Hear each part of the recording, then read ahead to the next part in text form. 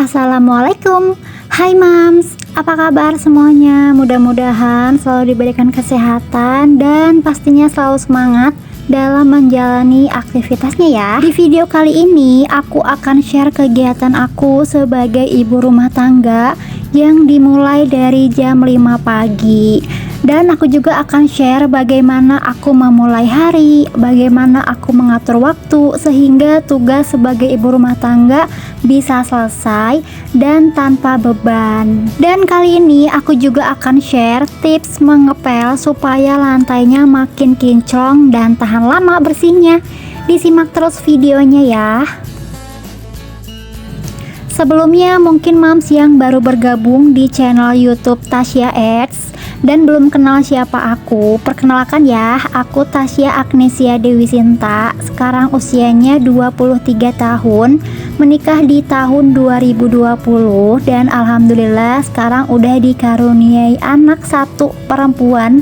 Sekarang umurnya mau 2 tahun nih, bentar lagi September. Aku menikah di usia 20 tahun dan pak suami di usia 26 tahun. Beda usianya 6 tahun ya. Proses kita kenalan itu tidak dengan pacaran ya Mams, tapi kita tuh dengan ta'aruf dan alhamdulillah langsung cocok. Langsung deh kita memutuskan untuk serius. Alhamdulillah yang aku rasakan setelah menikah dengan yang usianya di atas aku, itu rasanya seperti punya kakak laki-laki yang selalu mengarahkan dan selalu membimbing aku, tentunya agar menjadi pribadi yang lebih baik lagi. Nah, dari semenjak menikah, aku tuh masih bekerja Mams di sekolah menengah atas menjadi tata usaha. Sampai saat anak aku usia 9 bulan, aku memutuskan untuk resign, fokus mengurus rumah dan anak. Nah, sebelum memutuskan keluar kerja, dulu tuh aku mengiranya menjadi full ibu rumah tangga yang cuman diem di rumah adalah hal yang paling mudah ya Mams, karena kita bisa fokus mengerjakan satu pekerjaan aja di rumah. Sedangkan kalau menjadi ibu yang bekerja itu seperti punya double pekerjaan. Tapi ternyata setelah dijalani itu nggak semudah yang kita bayangkan ya. Ternyata sebagai ibu rumah tangga yang hanya di rumah aja tetap harus membagi waktu. Bahkan pekerjaan sebagai ibu rumah tangga itu dimulai dari jam 5 pagi sampai malam. Itu berturut-turut ya dan tidak akan ada habisnya. Besok kita juga akan melakukan hal yang sama. Mungkin kalau kita melakukannya dengan keterpaksaan, ini akan menjadi beban ya Mams.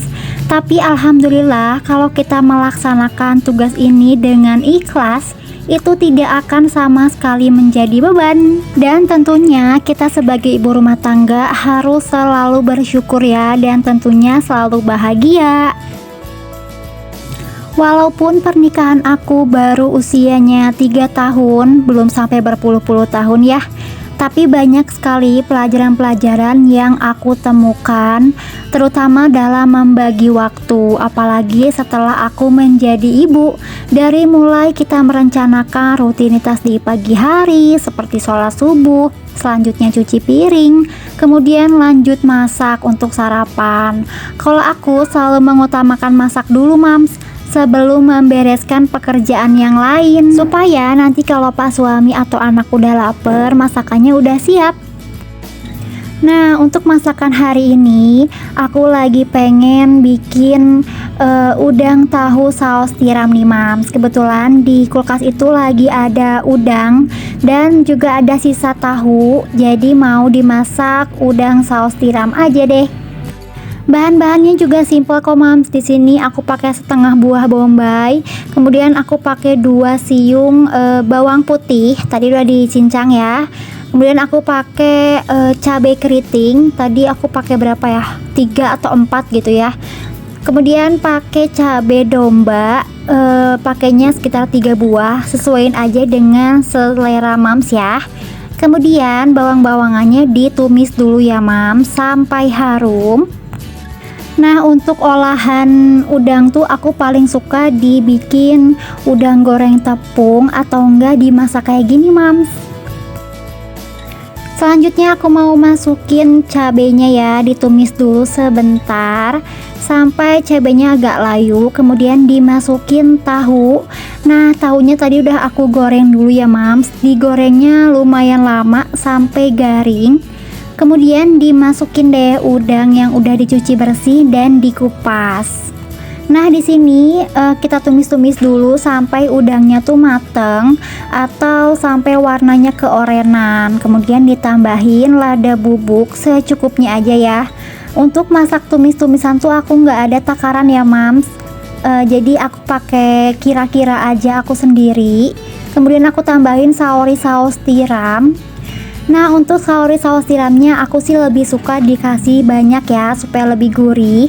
Kemudian aku tambahin air sekitar setengah gelas. Kemudian aku tambahin gula pasir, garam, roiko. Selanjutnya diaduk-aduk ya sampai semuanya itu kecampur rata dan dimasak sampai airnya tuh menyusut atau ngeresep ke udang dan tahunya. Nah, kalau airnya udah menyusut kayak gini, udah mateng deh. Jangan lupa dikoreksi rasa dulu ya, mams. Oh ya, untuk rutinitas pagi biasanya sih kalau cucian di ember itu udah mulai menumpuk, aku utamakan dulu nyuci baju. Jadi bajunya digiling dulu di mesin cuci. Nah, sambil nunggu aku lanjut melakukan aktivitas yang lain seperti masak misalnya. Karena kita sebagai ibu-ibu harus pintar dalam membagi waktu ya. Kemudian melakukan beberapa pekerjaan dalam satu waktu.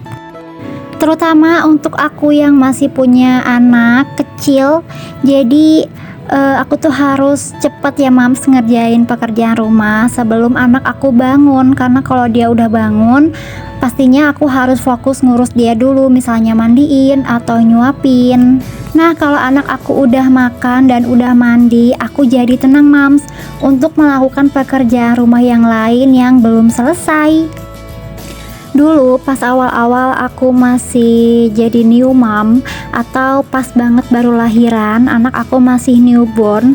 Nah, itu aku susah banget untuk mengatur waktu karena si bayi yang selalu pengen nempel terus ya mam sama ibunya. Bahkan makan aja tuh aku sampai harus disuapin dulu sama pas suami. Ya karena aku tuh harus menyusui terus tiap saat. Dan akhirnya pekerjaan rumah aku nggak pegang sama sekali mams. Tapi untungnya tuh aku masih jadi satu sama orang tua aku, jadi masih ada yang bantuin. Misalnya untuk nyuci baju, ibu aku suka inisiatif digabungin cuciannya, atau biasanya suka dicuciin sama pas suami. Terus kalau masak aku suka minta. Tapi karena sekarang kita udah ngontrak, udah pisah rumah sama orang tua aku, jadi pekerjaan rumah otomatis aku yang kerjain, atau enggak kerja sama antara aku dan pas suami. Kalau aku lagi sibuk, biasanya pas suami yang bantuin cuci piring, cuci baju. Pokoknya setelah aku ngerasa ngontrak ini tuh, aku jadi harus makin pinter ya mams membagi waktu. Bagaimana caranya supaya pekerjaan rumah itu beres, anak tetap keurus, masakan di rumah juga ada. Dan cara yang aku lakukan adalah bangun lebih pagi sebelum anak aku bangun. Karena dengan kita bangun lebih pagi, semua pekerjaan itu jadi bisa kepegang mam. Seperti mencuci baju, ngepel, nyapu, dan masak. Itu semua aku bisa lakukan di pagi hari. Dengan kita bangun lebih pagi, kita juga bisa mengurus diri sendiri mams, seperti mandi atau makan dulu, bahkan bisa me time sebentar.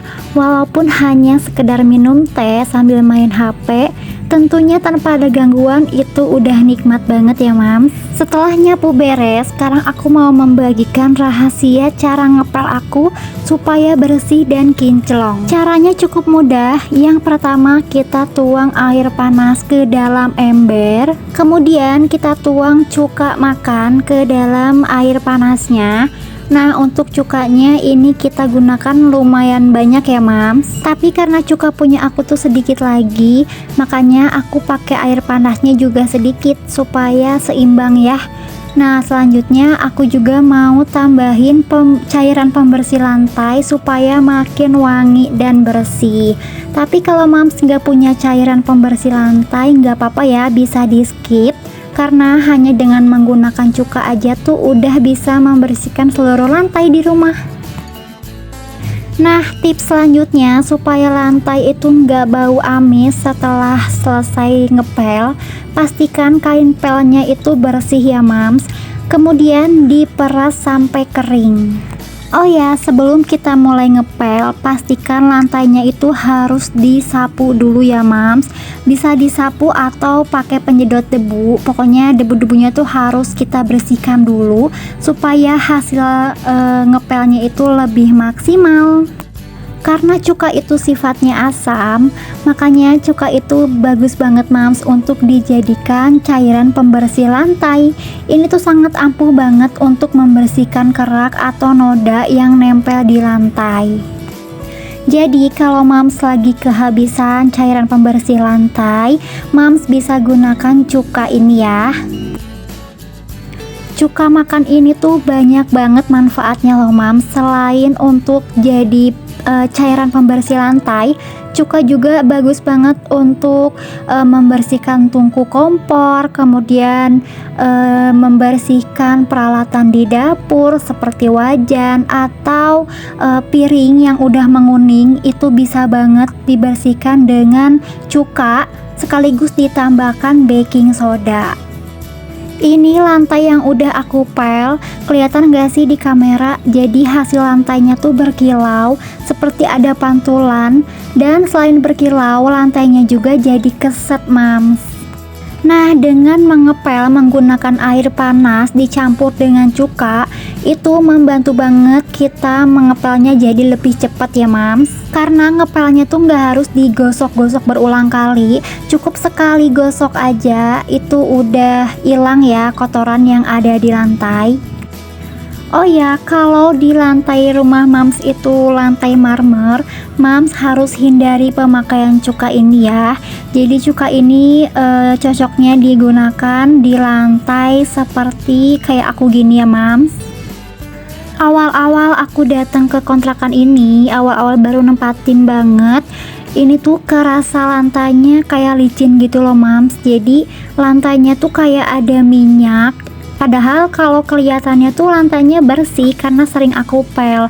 Bahkan anak aku aja tuh sering jatuh kalau lari-larian di dalam rumah. Kayak licin aja gitu, bawaannya tuh nggak enak.